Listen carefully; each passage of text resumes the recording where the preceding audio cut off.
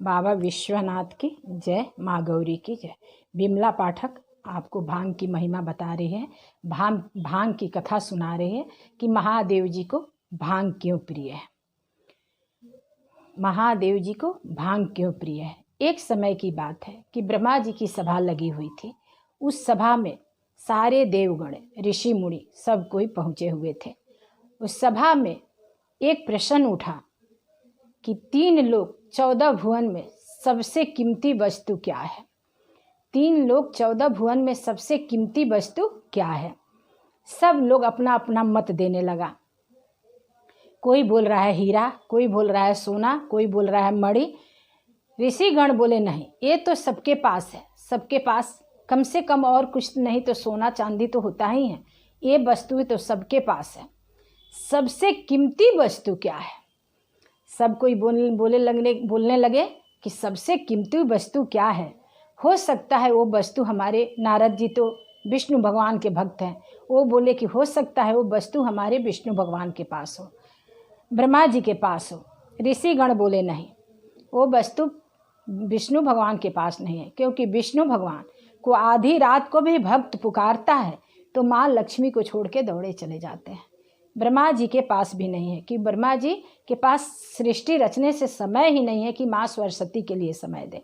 वो कीमती वस्तु कहीं नहीं है, किसी के पास नहीं है, और कलयुग में तो बिल्कुल नहीं है। सब ऋषिगण सब कोई बोलने लगा कि हे प्रभु, अब आप लोग बताइए कि वो कीमती वस्तु क्या है, कुछ तो हम लोग जाने और किसके पास है।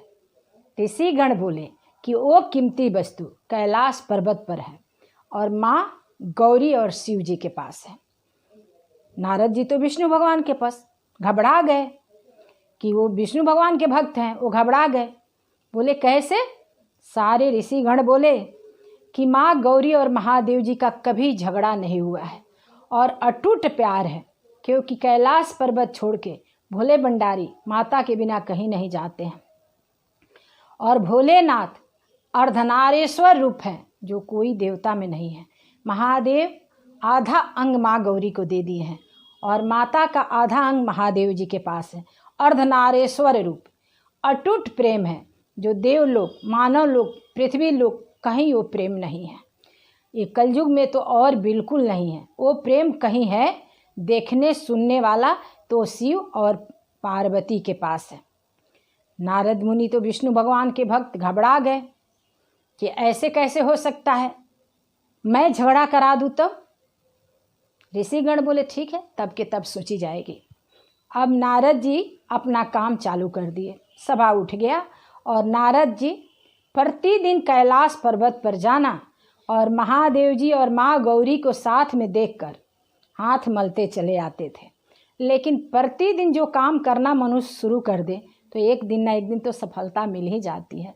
नारद भगवान भी हार नहीं माने, प्रतिदिन कैलाश पर्वत पर जाते और भोले भंडारी और माँ गौरी को साथ में बैठते देखकर चले आते थे। करते करते एक दिन महादेव जी किसी काम बस कहीं बाहर चले गए थे। उसी समय नारद जी वहाँ पहुँचे। माँ अकेली बैठी थी। माँ को देखकर प्रणाम किए और बोले कि माँ, बाबा कहाँ हैं। माँ बोली कोई काम है। बोले हाँ, बाबा से ही काम है, बताइए कहाँ हैं। माँ बोली कोई भी काम है नारद जी तो हमसे बता दीजिए, हम बाबा के आने के बाद बाबा से बता देंगे। नारद जी बोले नहीं, आपको नहीं बता सकता हूँ, पर्सनल काम है, व्यक्तिगत, यानी सिर्फ मैं बाबा से ही बता सकता हूँ। माँ बोली बाबा और हमारे बीच में कुछ भी छिपा हुआ नहीं है। जो बाबा जानते हैं वो मैं जानती हूँ, जो मैं जानती हूँ वो बाबा जानते हैं, क्योंकि हम लोग अर्धनारेश्वर रूप हैं। महादेव का आधा अंग हमारा है और हमारा आधा अंग महादेव का है। वो शिव है तो मैं शक्ति हूँ।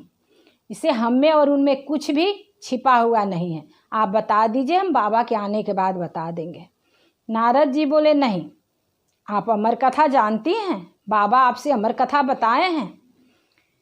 माँ बोली अमर कथा नहीं, तो कोई भी पुरुष, चाहे वो देव हो, दानव हो, मानव हो, अपने पत्नी से कोई ना कोई बात छिपाता है। माँ बोली ऐसा है। बाबा तो बोलते हैं कि हम तुमसे बहुत प्यार करता हूँ अर्धनारेश्वर रूप तुम हो, और उसके बाद भी बाबा हमसे बात छिपा लिए। नारद जी बोले, ये हमें नहीं पता है माँ, मैं चलता हूँ। माँ क्रोध में लाल हो गई और नारद जी बोले कि माँ बाबा आएंगे तो मत बताइएगा कि मैं आया था। शाम के समय महादेव जी घर वापस आ रहे हैं, उनकी कोई आव भगत नहीं। माता की आंखें लाल लाल हुई है क्रोध से कि भोलेनाथ बोलते हैं कि मैं अटूट प्यार करता हूँ और हमसे ही अमर कथा छिपा लिए। भोलेनाथ आए तो उनकी कोई आव भगत नहीं। महादेव जी बिना बुलाए घर में आ गए। आके देख रहे हैं तो माता बात नहीं कर रही है, आंखें माता का लाल हो चुका है। भोलेनाथ बोल रहे हैं कि ये क्या हो गया, घबरा गए देखकर। तो कोई भी व्यक्ति के घर में, अगर कोई भी पुरुष के घर में इस तरह की झगड़ा होती है तो पहले बात बच्चों से आती है। भोलेनाथ भी वैसे ही किए। बोले, पार्वती, कार्तिक, गणेश कहाँ हैं? माँ बोली, कहीं खेल रहे होंगे, प्रतिदिन बैठा के रखूँ क्या आपके पास? प्रतिदिन क्या बैठाए रखूँ? कहीं खेल रहे होंगे। फिर भोलेनाथ चुप हो गए, फिर माँ चुप है, फिर दोनों आदमी में कोई बातचीत नहीं हो रहा है। फिर थोड़ी देर के बाद महादेव जी ही कह रहे हैं, प्रिय, आपका तबीयत तो ठीक है? माँ बोली, हाँ, मुझे क्या हुआ है, मैं तो बिल्कुल ठीक हूँ।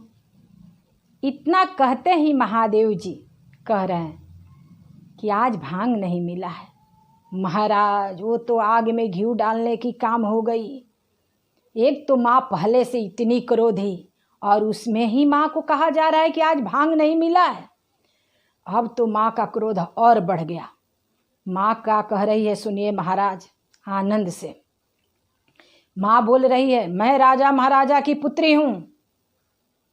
जब से कैलाश पर्वत पर आई हूँ, आपके बड़े बेटा को खीर बना के दे रही हूँ, छोटे बेटा को लड्डू बना कर दे रही हूँ और आपके लिए प्रतिदिन भांग घोट रही हूँ। अब मैं भांग नहीं पीसूंगी, अब हमसे भांग नहीं पिसाएगा महाराज। अब चलिए इस कथा को आपको भजन के द्वारा सुना रही हूँ। इस भजन का आनंद लेते हुए कथा को सुनिए और इसे लाइक कीजिए। भोला भांग तिहारी, मैं पीसत पीसत हारी। भोला भांग तिहारी, मैं पीसत पीसत हारी। एक दिना का होए तो पीसूं, रोज न पीसी जाए, रोज न पीसी जाए। भोला भांग तिहारी, मैं पीसत पीसत हारी। ये माँ कह रही है महादेव जी से। नाजुक तन को नाज से पाला, कैसे सहे कसाले, कैसे सहे कसाले। भांग पीसत पीसत भोला, हाथ में पड़ गए छाले, छाले छाले। भोला भांग तिहारी, मैं पीसत पीसत हारी। एक दिना का होए तो पीसूं, रोज न पीसी जाए, रोज न पीसी जाए। अलख पड़े तेरे सिलवट्टे पर, मैं पीहर को जाऊं, मैं पीहर को जाऊं।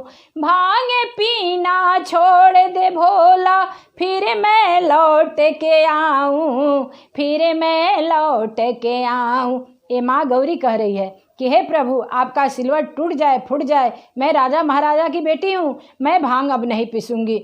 और नारी का सबसे बड़ा काम क्या है? शादी के बाद मायके में कदर हो या नहीं हो, लेकिन मायके के भरोसे ही डरवाती है। माँ भी वही कह रही है कि हे प्रभु, मैं अपने मायके जा रही हूँ, अब जब तक आप भांग नहीं छोड़िएगा तब तक मैं लौट के नहीं आऊँगी। माँ ये कह रही है महादेव जी से। भोला भांग तिहारी, मैं पीसत पीसत हारी। अब महादेव जी क्या कह रहे हैं बहुत सुन लिए भोलेनाथ। अब सुनते सुनते थक गए, थक कर भोलेनाथ बोल रहे हैं, सुन गणपति के महतारी, पीसो भांग हमारी, पीसो भांग हमारी। तुझको छोड़ दूँ गौरा, भांग न छोड़ी जाए, भांग न छोड़ी जाए। महाराज, माँ तो पहले से क्रोधित है और उसमें महादेव जी इतना बड़ा बात कह दिए कि हे गौरा, मैं तुझे छोड़ सकता हूँ लेकिन भांग नहीं छोड़ूंगा। अब तो माँ का क्रोध और बढ़ गया। तुझको छोड़ दू गौरा, भांग न छोड़ी जाए, भांग न छोड़ी जाए। भांग नहीं भगवती है, शिव कंठ में बसने वाली, शिव कंठ में बसने वाली।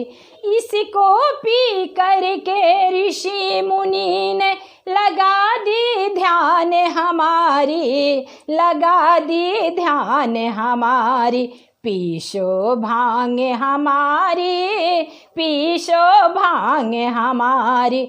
इतना सुनकर माँ बहुत खुश हुई कि ये भांग नहीं, ये भगवती है जिसको शिव कंठ पर मैं बसा के सोता हूँ। ए गौरी, मैं भांग कोई नशा के लिए नहीं पीता हूँ, ये तुम हो जिसे मैं अपने कंठों पर बसा के सोता हूँ। इसको पीकर ऋषि मुनि ने मेरा ध्यान लगा लिया।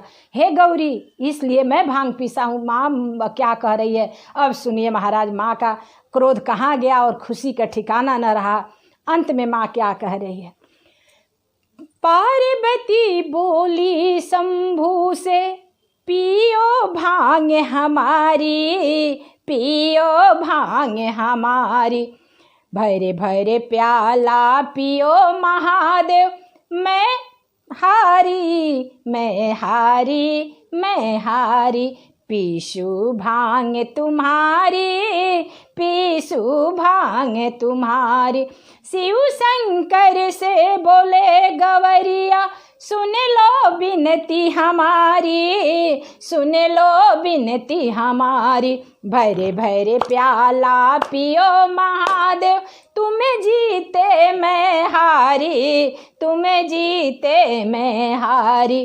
पीसू भांग तुम्हारी, पीसू भांग तुम्हारी, पीसू भांग तुम्हारी, पीसू भांग तुम्हारी। हे भंडारी, मैं आपका भांग प्रतिदिन पीसूंगी। आज मुझे बहुत खुशी हुआ कि अटूट प्यार है हम दोनों में, कि आप भांग भी कोई नशा के लिए नहीं पीते हैं, वो भांग भी मैं ही हूँ। धन्य हो भोले भंडारी, आपका प्यार अटूट है। प्रेम से बोलो बाबा विश्वनाथ, माँ गौरी की जय।